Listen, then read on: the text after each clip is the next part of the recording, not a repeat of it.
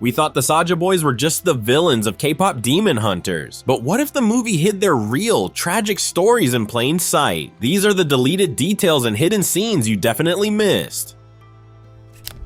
Their secret Huntrix obsession.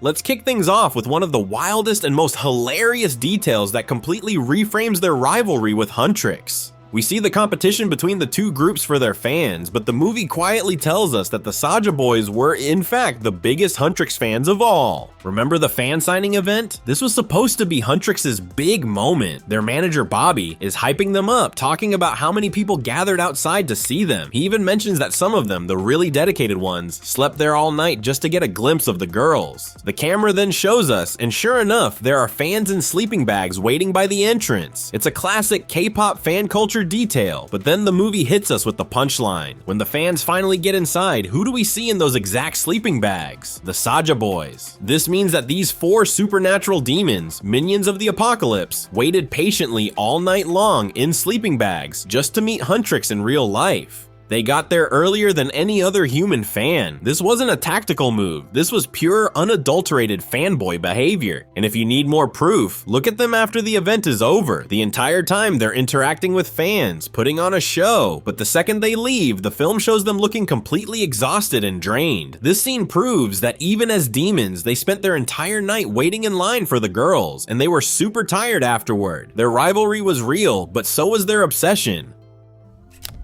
The tragedy of their human past. We all know Jinu's story. The movie gives us his full, tragic backstory. He was a gifted musician 400 years ago, but he was poor and his family was starving. Music was his passion, but it couldn't save them, so he made a deal with the Demon King, Guima. His talent was finally recognized, making him a star, but he lost his humanity. That Korean musical instrument he carries is his trophy, but it's also a constant, heavy reminder of his sin. But what about the other 4? Mystery Abby, Romance, and Baby Saja. The movie is weirdly silent on their origins. They just appear with Jinu, ready to form a demon boy band and steal Huntrix's fans, but they seem unnatural. They're demons, but they're not like the other chaotic spirits. They know how to move, how to dance, how to sing, and how to pose for cameras. They even do the traditional K-pop hearts with their fingers. They are way too familiar with the concept of being K-pop idols. This is weird, right? Other demons we see can barely act human, let alone pull off complex choreography. This has led to the biggest theory about their past, and the evidence is hiding in plain sight. What if the Saja Boys were already a K-pop group in their past human lives? Think about it. When Rumi loses her voice, Zoe takes her to see a famous doctor who can supposedly heal anyone. While they're in the reception area, Rumi looks at the photos on the wall. We see one picture of the doctor with a boy band. Now, the movie tells us the doctor faked these photos to look successful, but he would have used a real boy band, a famous one, to make his lie convincing. And look at the photo. It features 4 guys, a perfect fit for the Saja Boys, just without Jinu, who we know is from a different era. The movie never mentions any other boy band by name. It's just the Saja Boys and Huntrix. This implies that the band in that photo must have mysteriously disappeared or been forgotten by the public. This paints a truly dark and tragic picture. It suggests that Mystery, Abby, Romance, and Baby were a real human K-pop group. They probably made a deal with Guima for fame, just like Jinu did. And once Guima fulfilled his side of the bargain, he simply collected his payment, dragging them into the demon world and turning them into his servants. This would explain why they were so good at being idols. They were just doing their old job, but for a new evil manager. The sad, lonely prince.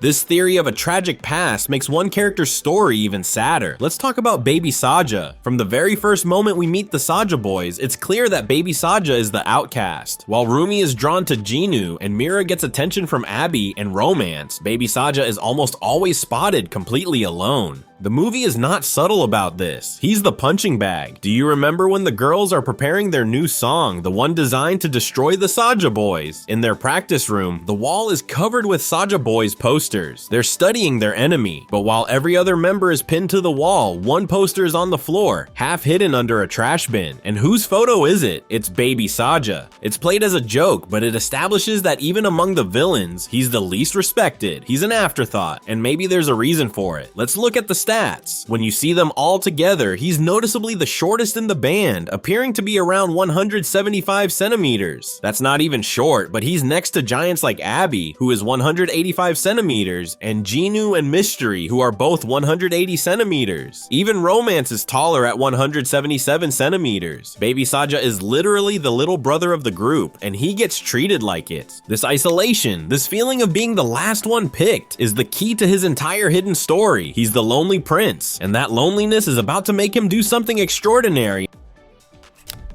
The love story we all missed.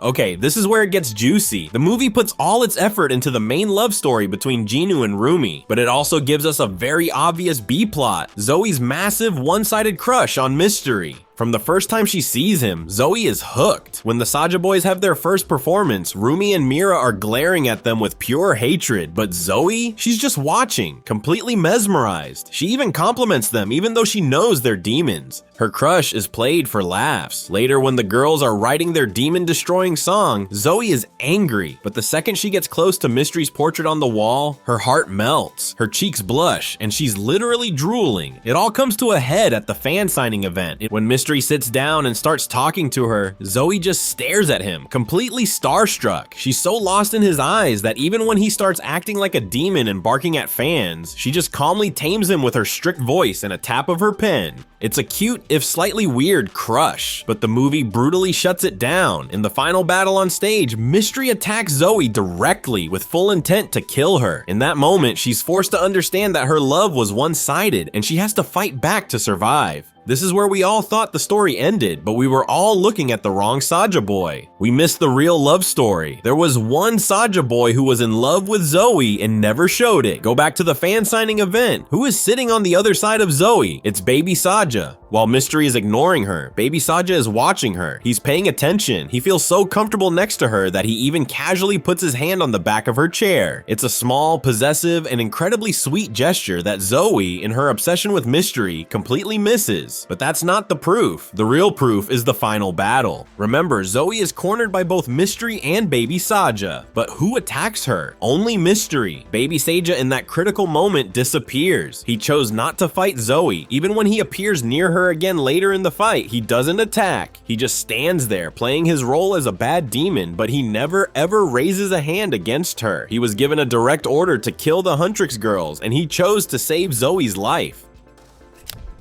The other guys. So what about the other two? Mira, unlike Zoe, is much more secretive about her feelings, but she still becomes the center of attention. From the beginning, Mira's attention is hooked by one thing and one thing only, Abby's abs. Every time she sees him, she just freezes. It's a purely physical attraction, and it's hilarious. But while Mira is crushing on Abby's body, she becomes an attraction for Romance. During that same fan signing event, we see how open and flirty Romance is with her. He's laying the charm on thick, making us wonder if he actually felt something for her or if he was just playing to the public. They even look weirdly similar, which might be why he was drawn to her. But the truth is, Mira was having none of it. She ignored any and all attention from the Saja Boys. While Zoe was lost in a fantasy, Mira was interested in one thing, vanishing demons from the human world. She's the tallest in her group at 170 centimeters, towering over Rumi at 164 centimeters, and especially little Zoe at 154 centimeters. And she has the no-nonsense attitude to match. She's not here for a love triangle, she's here to work. The Great Escape Theory.